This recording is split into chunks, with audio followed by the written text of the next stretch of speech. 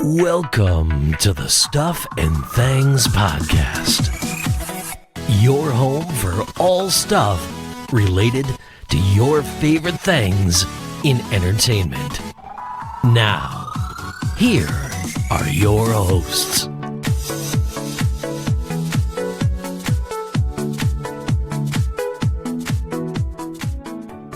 Hello everybody, and welcome to a new episode of the Stuff and Things Podcast. I am Sam. Today we're talking about Star Wars The Acolyte, and joining me is my partner in crime, it's Stefan. Oh, I've missed that theme song music. Oh, it feels like it's been ages since we podcast. It has been, at least well over a month, possibly two. It's been a very strange start to the year. Normally, we're kind of busy throughout the whole year. It's been a bit of a stop-start, and now we're suddenly going to have a crazy summer. Yeah, it is going to get busy. This show, we're going to be talking about The Acolyte from Star Wars, which we're going to be talking about today. The Boys Season 4, House of the Dragon Season 2, The Umbrella Academy, the final season comes out in August. So yeah, it's going to be a busy summer, but that's fine. People enjoy our voices, apparently. Exactly. Keeps me off the streets, they say, you know. Well, yes, you do like the street corners. This is Star Wars The Acolyte. This is an 8-episode season 1. They've dropped episodes 1 and 2 together, with 3, 4, 5, 6, 7, and 8 coming weekly from this point on. Just as it's tradition on our show, I'm going to get this out of the way so I don't forget. Stefan, the title of episode 1 was... Oh, I've got the other one, Revenge and Justice is episode 2, and I've forgotten episode 1. You're kidding. No. This is how out of practice you are. I know. I've got the second one, Revenge and Justice. No, that doesn't matter. Why does that matter when I'm asking you what one comes before 2, Stefan? Wait, Lost and Found. Is it called Lost/Found? Lost/Found. Yeah. So episode 1's titled Lost. It was in there. Lost/Found, and then episode 2 Revenge/Justice. Justice. Yeah. I don't know why I got to do that in a sort of northern accent, but I did. Revenge/Justice. Yeah, buy it, my lad. Okay, so that was more painful than I thought it was going to be, but we're going to shake that off. So we've got 8 episodes of this season 1 to talk through. These are the first 2, so we're going to talk about them kind of as one. We are going to do our show episodically from that point on. These 2 episodes could kind of be a longer first episode. They're obviously, I mean, all the episodes are going to run into each other, obviously, but these 2 felt very much like one episode cut in half. So to me, anyway. I make you right on that one. It's strange. Normally, like, we've had a lot of Disney Plus shows we've talked about, and especially like The Mandalorian, the Obi-Wan show. Yeah. These episodes felt very short. Like, they normally start with quite long episodes, and then we complain as the season goes on because the episodes get shorter and shorter. Well, I mean, these ones have kind of started straight off at about half an hour, and I was like, well, I was expecting 45 minutes to an hour. Well, I think the key thing is that Disney Plus as a whole, with Marvel Studios, Star Wars, and everything, are now trying to settle into a TV show format. So you are going to get standard TV show lengths now, rather than it being all over the place. At least that's what we're being told. I mean, when we get to episode 8, I'll tell you if they've stuck to it, because it's one of my bugbears, as everybody knows. Oh, you love it. 28, 37, 14, 32. Yeah. I'm not a fan. Not a fan of it being all over the place. So like I said, that's the format of it. That's what we're going to do with the show. Now, before we dive into the show itself and sort of start talking our way through it, what I want to do is open the show to kind of discuss the overall discussion that's going on pre-release and then following the release of the first 2 episodes, because I want to kind of give air to our views on it and then throw that away and then dive into the episode. So prior to the release of the show, there was, as so often with Star Wars, and there is a level of toxicity which I think people need to accept within a fan base. And it's a kind of a weird thing where when you looked at the trailer and you looked at the show, it was going to be very different. It's set in an era that's not been made live action before. And the only real strong references to this era are from books of the High Republic era and also a couple of video games from this sort of era as well. I do believe there's potentially some comics, but I can't speak to that. When I was younger, I had an older brother who was Star Wars obsessed, and he bought all the books, which then were canon, by the way. When Disney bought Lucasfilm, everything that was in the books was no longer canon, but gradually you're kind of seeing things phased in, created, added, so taken from the wider Star Wars universe, if you like, and kind of brought in. Yep. So I looked at this and I was kind of excited to look at it. You know, we're going to be seeing Jedi in their heyday, basically. We saw in live action via the films the fall of the Jedi Order, the Jedi basically being in hiding, hunted. You know, we've seen so much of Order 66. We don't need to see no more. Please stop showing me the Jedi being massacred. That's enough torment and torture for anyone to do it. Exactly. But here we are, we're seeing them, and they're guardians of peace throughout the Old Republic. And one of the funny things is you hear that title, it's such a grand title, and then it kind of dawned on me when I started watching this, oh, they're the police. It's like, pretty much. It's like, oh, the guardians of peace and justice, right? Oh, I get it. Okay, I've always, cops. It's got to the point now where if I was genuinely a police officer, I think I'd want to be regarded as a guardian of peace and justice in my area. Yeah. Heck yeah. Yeah. What are you? Job? Yeah. Guardian of peace and justice. I'm the guardian of peace and justice. Cop. Yeah. Yeah. Yes, but yes, I give out parking tickets, but I'm a guardian of peace and justice in my on the highways. Yeah. Yeah. So it was kind of, and I kind of felt amused by that. Like once I was kind of, because you saw this investigative kind of Jedi show up with like a notepad almost, like, so tell me, where were you on this day? And I'm thinking, okay, this is actually kind of, I've not really thought of it this way before, but yeah, okay, I get it. It's definitely not as grander as they've kind of been made out in some of the films, for sure, yeah. It was just kind of like... This is the Jedi High Council, and they're all sat around and levitating and everything else, and then we're like, no, they used to be the guys that took the notes in investigations. Yeah, there are really street cops. There are day-to-day Jedi. Now, it kind of gave me this idea as well, which is really silly. So there is a... going away from Star Wars for a moment and stepping to Star Trek, there is an animated show called Lower Decks. And this animated show basically is a bit of a parody and totally in a fun, loving way to the source material of imagine being someone who works on one of these starships that's flying around, all this danger going on, but you have no idea. You work downstairs. Like, you don't know you're being attacked, but all you know is you show up somewhere, the ship starts shaking, red alert, oh no, what's going on? So I had this kind of silly idea, like coming back to Star Wars, of like these lower ranked Jedi just like wandering around, like not really understanding what's going on, just like, oh, I went through my training, I can make rocks float, I can throw a lightsaber, around a bit, and now I'm investigating stuff. It's like, I mean, Order 66 hit them by surprise. Didn't it? Yeah.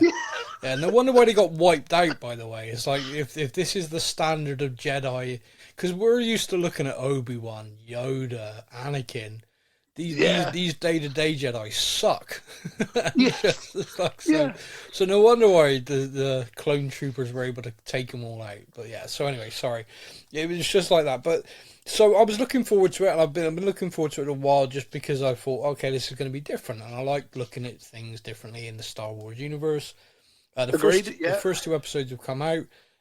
There's some bits in it I thought were odd, some bits in it that I enjoyed, some characters I thought, okay, right, you're weird.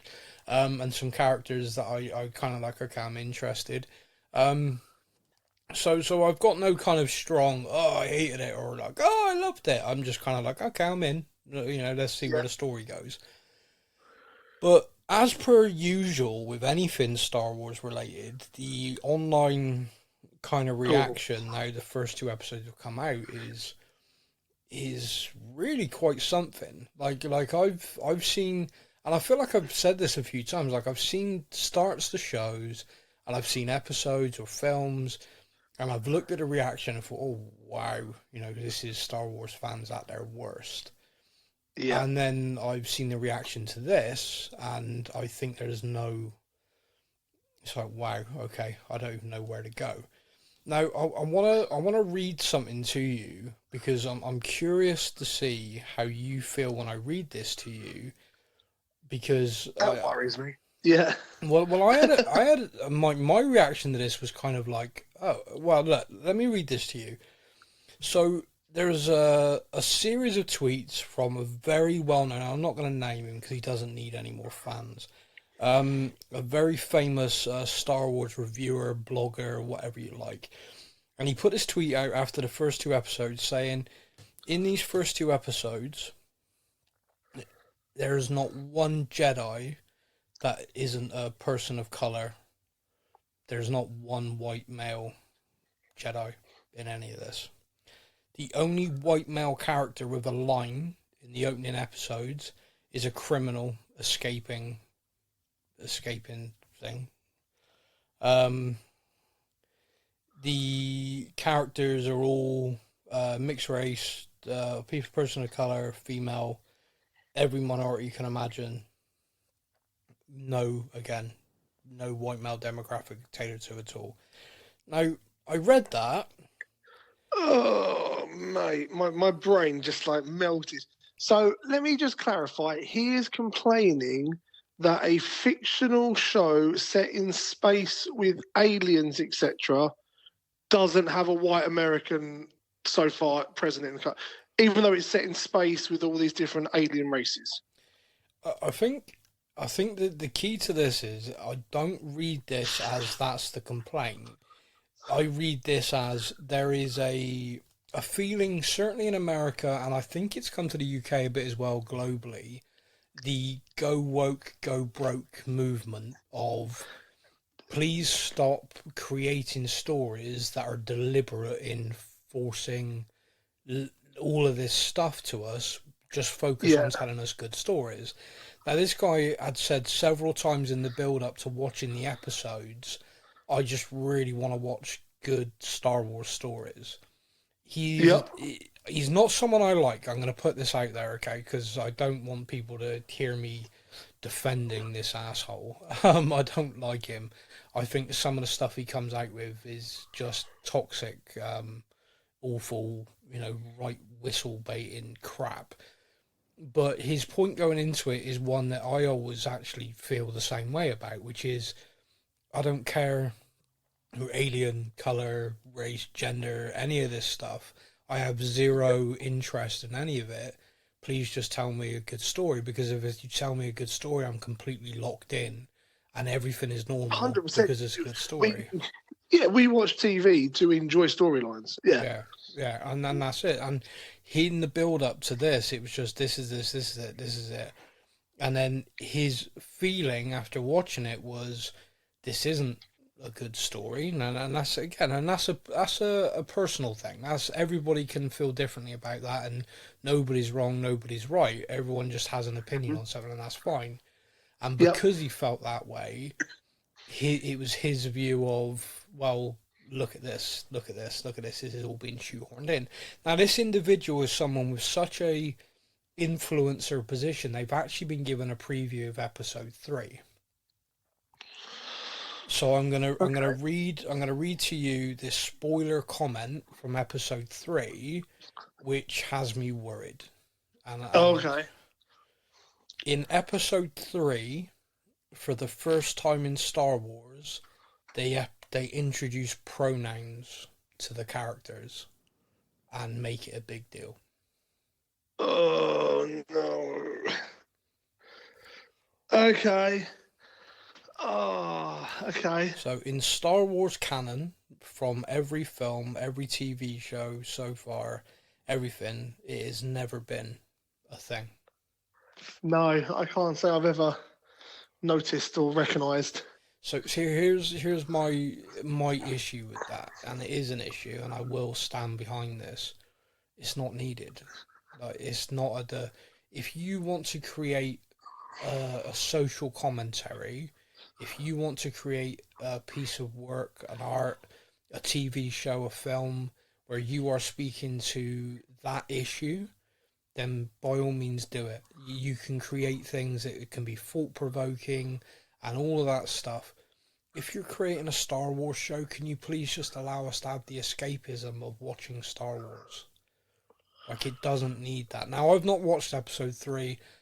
This guy could just be talking shit to fire people up. I don't know. But it does concern me, because after episode 1 and 2, I'm kind of like, okay, I'm interested in the story. I know what's going on. If episode 3 is less story-driven and just like some sort of gender identity questionnaire across all the characters, is everyone's going to roll their eyes. It's just going to be a collective, oh, why?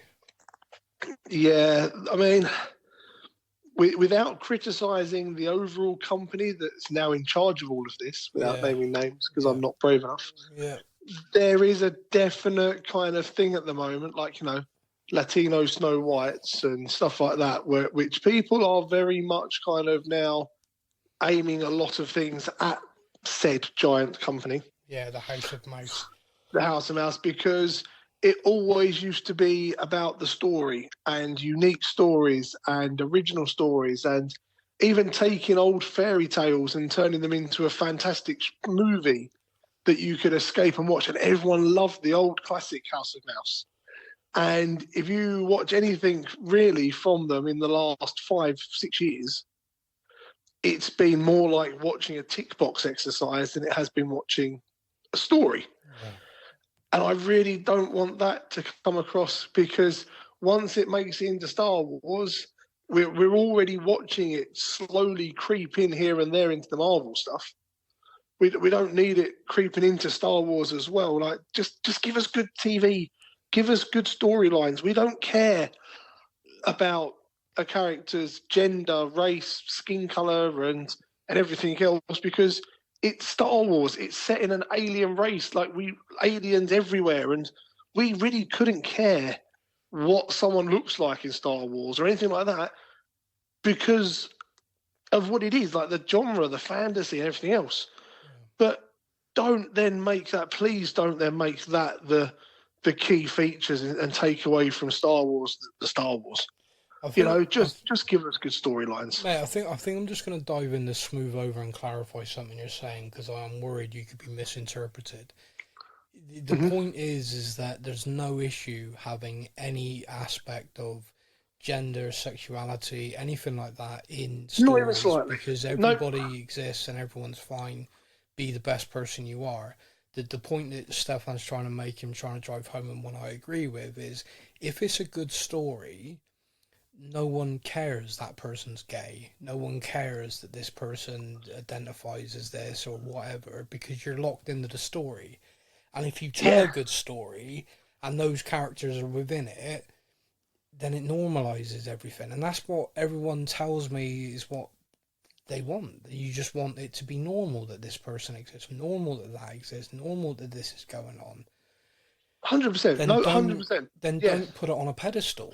Don't go see all this over here, but this person over here is this, and therefore we're going to talk about it for half an hour, and the episode's 35 minutes. Oh, we're also going to have 5 minutes of moving the story along.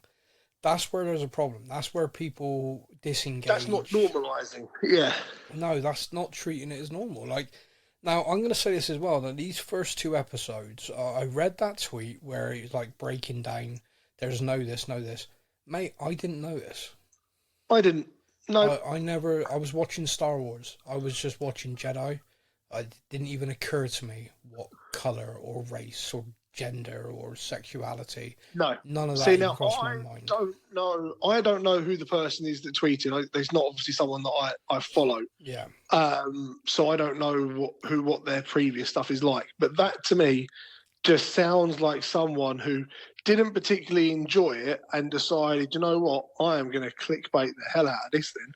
Yeah. I've got nothing good to say to build content about, so I know I'll go on the clickbait route and I'll stop because I know people will kick off if I put on there, oh, no white males. He knows that a majority of people are going to go, oh, Well, woke. this person has over 3 million followers across various platforms, and Jeez. and a lot more than that on YouTube. That'll be us one day. Oh, I hope not. So let's actually dive into it. So apologies to everyone. That was a bit of a kind of thing. I wanted to get that out of the way. So straight away, there's something that confused me. Okay, now in the build up to this show, there's been a lot written about when it was set because it was kind of trying to give us that information. And what everything is said is 100 years before episode 1 is what it said everywhere. And you can go and find it. It still exists. All of the trailers, everything, 100 years before the Phantom Menace. The very opening title card says 100 years before the Empire. Yes. That's different. Yeah, the Empire did not start in... No, it's that's significantly different. So that straight away had me, what?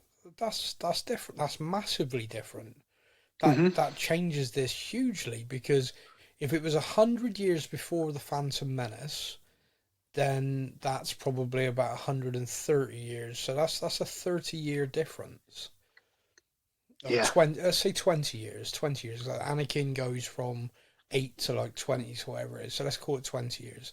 It's a 20-year difference. So it was a lot can change. Yeah, it was confusing to me, and I was just kind of like, why, terminology wise, and so another thing that made me chuckle a little bit about that was it was 100 years beforehand.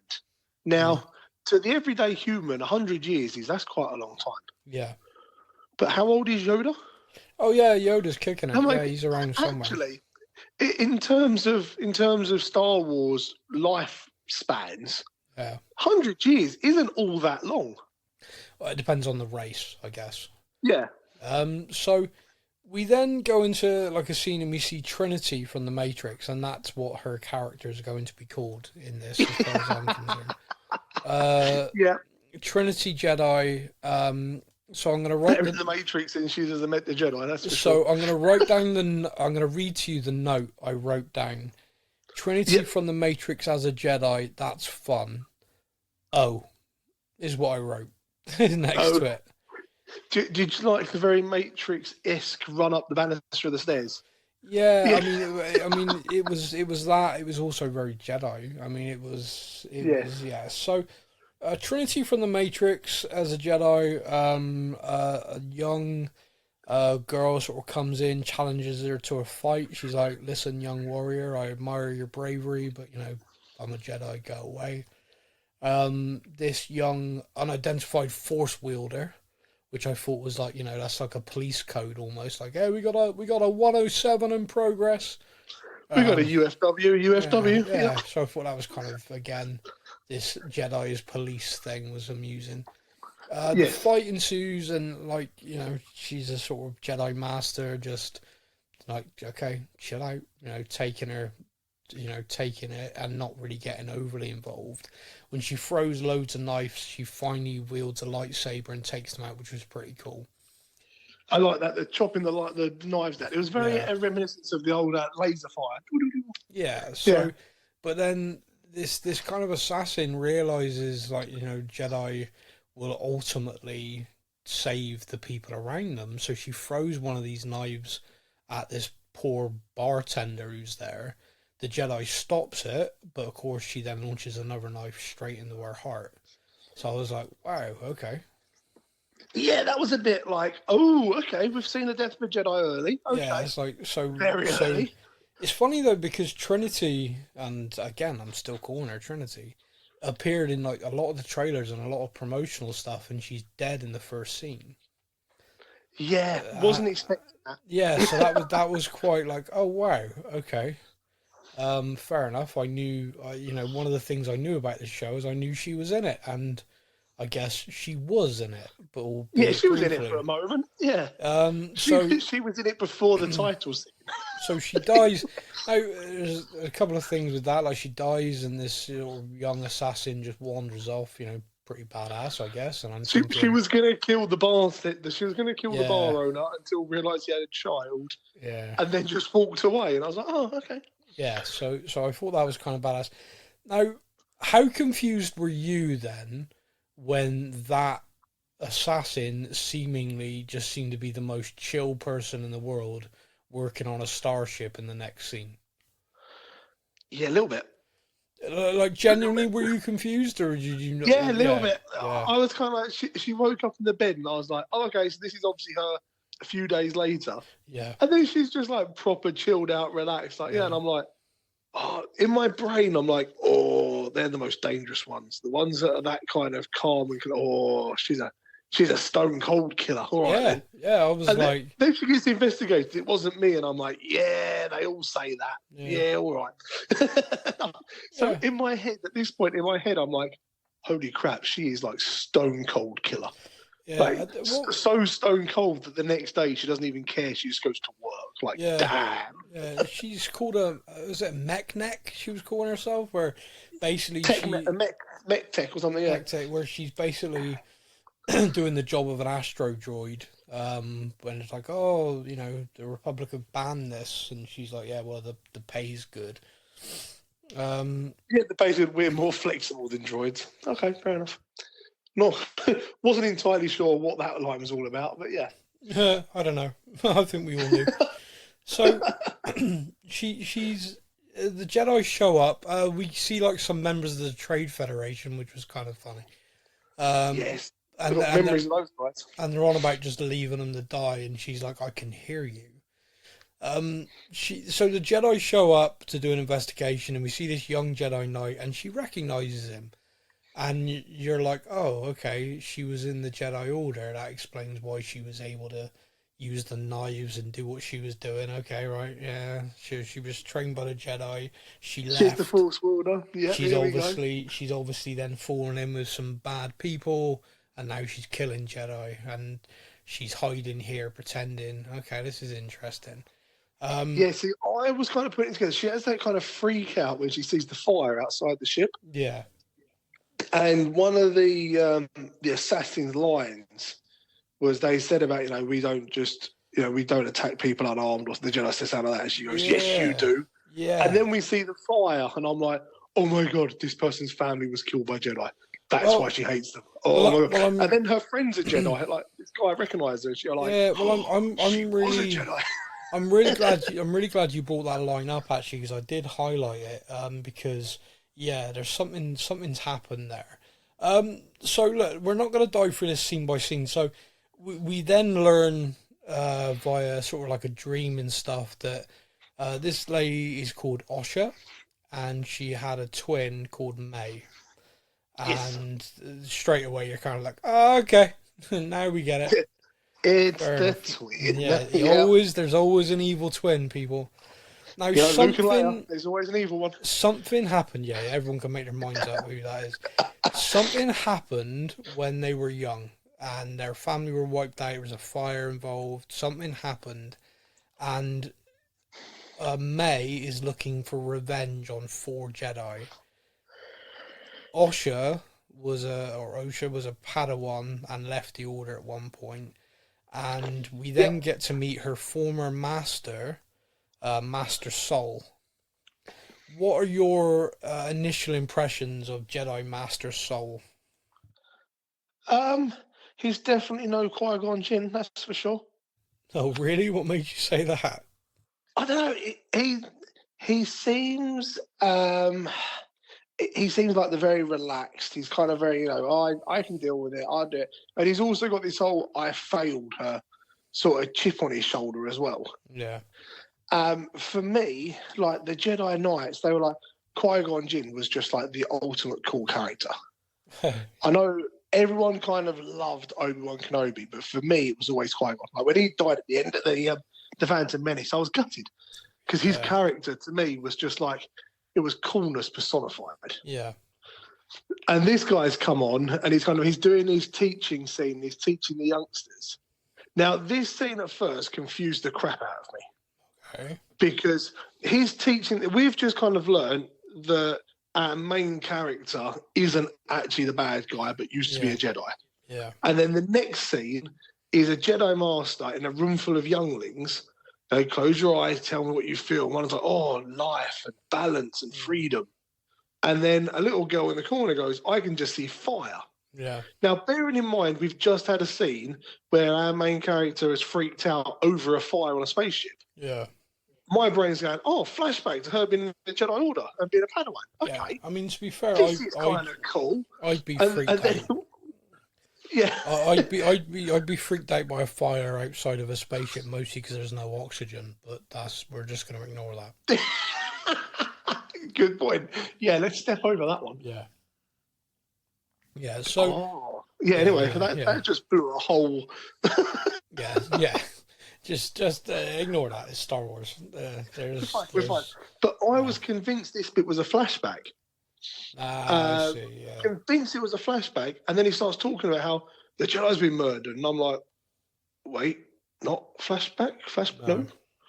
Oh, okay, no, it's not. Then I was like, oh. The thing I took from that scene, which I thought was quite interesting, because they did that in the trailer, and you heard this little kid say, I see fire, and they just kind of like, dun, dun, dun, in the trailer, and you're like, oh, everything's bad. But actually, what was interesting was he was like, I see an ocean, I see fire. And he was trying to say to them, it's like, yeah, these are just powerful. The Force is a very, very powerful thing. A fire, an ocean, the wind, all this stuff, all of this is very powerful. And I was just like, okay, so he's not attaching evil to fire, which really it isn't. You think about fire in the sense of, it's life-giving, warmth, light, all of this stuff. Yeah. Can also be destructive. So can an ocean. A tsunami is nothing to be messed around with. Wind, tornado, hurricanes, So all of it can be destructive. All of it can be life-giving. And so I kind of actually quite like that. I actually quite liked his. No, it's about balance. It's about kind of good, bad. It's powerful. The Force is powerful. Yes, I like that, because we always get taught about the Force being in the balance. Yeah. So the fact that he took something that would make you go, oh my God, she's clearly a Sith. Yeah.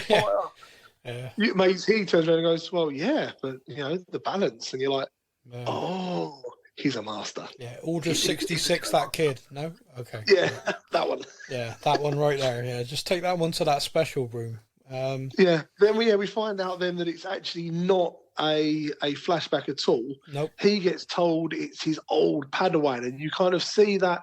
You know how Jedis aren't meant to have attachment? Yeah, he does. But we see attachment everywhere in Star Wars. Yeah. He definitely has it, and he's desperate to go and find her and bring her in himself, because he's instantly like, nope, she's innocent. Yeah, he has a new Padawan, who is probably my favourite of the little Jedi collective. I don't know how to say her name. Jackie Long, I'm guessing. I don't know how to say that. Yord Fondar is a Jedi Knight who was a friend with Osha coming through the Order, and has now been a Jedi Knight for 2 years, and he's taking himself a bit seriously, I think. He's a bit of a derb, isn't he? Yeah. It's like they've realised just how much everyone loved the young, cool Obi-Wan Kenobi from Phantom Menace, and tried to replicate it, and they've just missed the mark slightly. No, I don't think so at all. No, I don't agree with that. I think they've hit the mark of what they were going for, which is, you think about, he's basically he's acting in the way of like self-important, very over the top opinion, like I'm a Jedi Knight and I have been for 2 years. He takes that very seriously. He has his own Padawan. He has a great idea of self-importance. He is. I feel like the Master kind of, you can tell by the way Master Soul kind of speaks to him, like, you need to calm down. You need to chill. And when Master Soul's new Padawan has an idea better than his, and he goes with it, you can see the look on his face, like, but I'm a Jedi Knight. She's just a Padawan. Why are you listening to her? Yeah. So I feel like that character is it's gonna be interesting to see the evolution, because if it doesn't evolve, then it's gonna be a monumental dick of a character. But I think we're gonna see evolution there. At the very end of episode 1, which felt very weird to me, almost like it was someone editing this, literally cut the scene and it was it. You see a red lightsaber wielding individual, helmet, voice distortion, talking about killing Jedi when you need to do it with a weapon, without a weapon. And, yes. And then the episode just sort of ends, like, by them lighting up their lightsaber for no reason other than, look, I got a red one. Literally no reason at all, because no reason at all. Just to go, I'm a red guy, see? Yeah, I'm a bad guy, see? Yeah, I got a red one. Yeah, there's no reason for that. That was odd. As if the helmet and voice distortion and the dark, scene shadowy figure on a man on a rock. If the dialogue couldn't let us know, oh, this must be the bad one. Yeah, no, we needed to see the red lightsaber. Here's the red lightsaber, just so you know. Into the second episode, another Jedi is targeted and killed, and so this Jedi is King Tommen from Game of Thrones, and will be referred to as King Tommen Jedi from Game of Thrones. Yeah. And King Tommen Jedi is taken a vow of silence and has been silent for 10 years in just a meditated state. In floating meditation. Now, pretty badass. Just to float meditate. Yeah, I mean it's interesting. But what this again feeds into me and you, what we were saying, which is what the hell happened on this planet that led to this Jedi taking a vow of silence and meditation, and has been basically hidden himself away for 10 years. Now, the other thing that happens in this episode is we see that the Acolyte, if you like, May, is not alone. And she meets up with a guy who's working at an apothecary in the town who helps her with creating a poison. Now, did you recognise the guy? Yeah, I did. Yeah, I did. That is Jason Mendoza from the Good Place. Yes. As soon as he started talking, I was like, oh, it is. The Jags rule. It absolutely threw me out of. See, this is a problem, because the guy undoubtedly is an actor who wants to take on different roles, and as soon as I heard his voice, I'm just like, hey, it's Jason. It's Mimosa, and I'm waiting for him to say something funny. So that's going to be interesting if I can shake that off during this series or not. Yes, no, it was very much. As soon as I heard the voice and it clicked, I was like, oh my God, it is. Oh, yes. And he still comes across the same way, bless him. So what did you think the Jedi have arrived to investigate. They're on their way to go and see this guy. They've now acquitted Osha because obviously, they realise it's the evil twin doing everything. And Osha's there to kind of try and help out. Master Soul is leading everyone around. They take this guy in the apothecary, Jason Mendoza, and they talk to him. They get the, what's happening. What do you think he reveals like she wants revenge on 4 Jedi. And, there's kind of like okay, all right. We also get this moment where he is obviously aware of Osha's existence, because they send Osha in pretending to be May, and he realizes, oh, this isn't Osha. You two are really identical. Yeah. Very, he doesn't notice straight away, and he maybe says more than he would like to have. Yeah, but he gets closer and he suddenly goes, you look just like her. And you're like, oh, he knows. So those two must be fairly close, if he knows all about. Because the other thing we learn in this as well is obviously during this we learned that Osha thought May was dead, as did Master Sol, but May also thinks Osha's dead. Yeah, which is a bit of a strange one, because you would have thought that one of them would have seen the other leave with the Jedi. Yeah. So what the So hell very happened? strange. What the hell Yeah. happened? So I am interested, and what makes this even more intriguing is this second Jedi who's floating there in the air, this King Tommen guy with this kind of force energy all around him, so she can't get to him to kill him, wakes up when she starts talking about you should confess to the Jedi Council about what happened. Or, And he happily takes the poison, apologises. Yeah. And he literally kills himself. What the hell happened?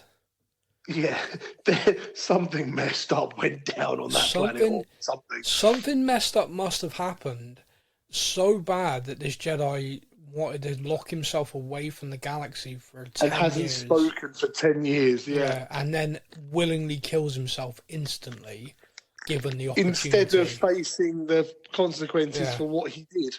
Yeah. Well, So the Jedi may not be so much the good guys in this. It's a weird thing. Like me and you watched a lot of the Clone Wars, and you learned during that a lot of the Jedi aren't good people. Yes. Like there's a lot of very nasty, arrogant, and don't really care Jedi in amongst it. And so you sort of think to yourself, well, maybe Order 66 did the galaxy a favour in some cases. With this, I think that was very Thanos' right of you. I'm all for it. Thanos was right. I've got that as a bumper sticker. We then learn that the remaining two of the four is Master Sol and a Wookiee Jedi. Now, instantly excited just at the fact they said Wookiee Jedi. And then you got to see him like take a gun off a couple of hunters and give a big Wookiee roar. Terrifying, I'd imagine. Yeah. Up until this is a weird thing. Like, I wasn't aware of a Wookiee Jedi other than a youngling in the animated series. So this is kind of okay. Yeah. This is different. Yeah. What did you think to the fact, and this kind of again I think speaks to Jedi arrogance, that Master Sol, she's got away from them. They tried to capture her. She's managed to get away. They know where she's going and who she's targeting next. He calls it in like, this is happening. We know where she's going. We're going to get there. And they're like, no, come in. This is really bad. We need to have a good chat about it. What did you think to that? Yeah, like they're literally so. We've already mentioned whatever bad happened on this planet before. We've got one Jedi that put himself into a state of field-protected trance for a decade. Yeah. You've got a Wookiee that looks like he's exiled himself to go live in the forest. Yeah. You've got Master Sol, who's still training the younglings. Clearly, as he says, I've made peace with the past. And has a serious attachment to Osha. Yeah, but he has made peace with the past and all that. And I'm like, out of them so far, he's the worst one because he's just like, yeah, it happened, whatever, carry on. Well, so I'm quite worried to find out what actually happened. Well, Trinity was also very cold, laid back, didn't seem to, like she didn't, she reacted to recognizing her a little bit, but not in a kind of, oh no, this is revenge for what I did. It's going to be interesting to see what actually happened, because again there was like little hints of a fire was started, and it was started by May, and killed their family and stuff. I'm like, there's no way that was what happened. No, it doesn't seem that way. That's what's happened. But the fact that the Jedi Council are just like, yeah, come back, let us talk about it. But they've just lost 2 Jedi, and they know that she's going for the 3rd. They're not all like, go. Yeah, I think not. So my theory is, we know that the Jedi would take young children if they showed abilities with the Force and take them away from their families. I think these 4 Jedi on this planet identified Maya and Osha and went to take them from their family, and there was a fight. And I think the Jedi, whichever one of them, perhaps killed the family and set the fire.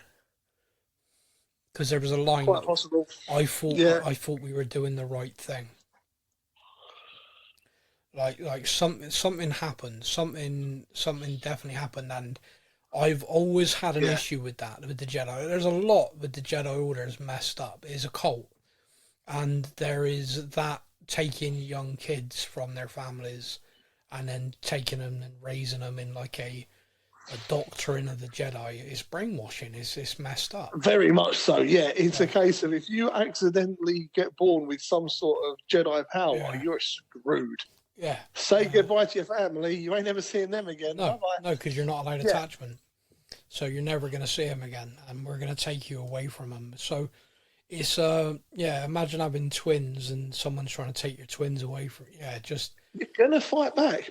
So that's where my head is. I think that's what happened, or some kind of sense to that.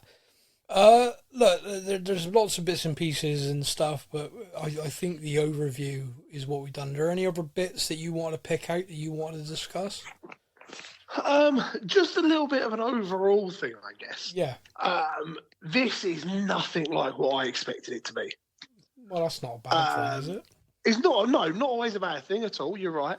I kind of came into this with the thought process of we are going to see like the beginnings of the Sith sort of thing, like someone's going around killing Jedi. I mean, I think I was almost expecting kind of like almost a murder mystery kind of investigation to try and have to track down and work out who is doing it, and then find out at the end, it's the Sith sort of thing.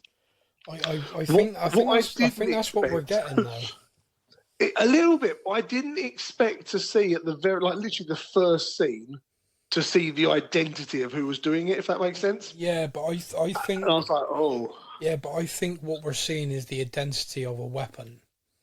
I think who is wearing the mask is going to still be a surprise. That's going to be the big reveal.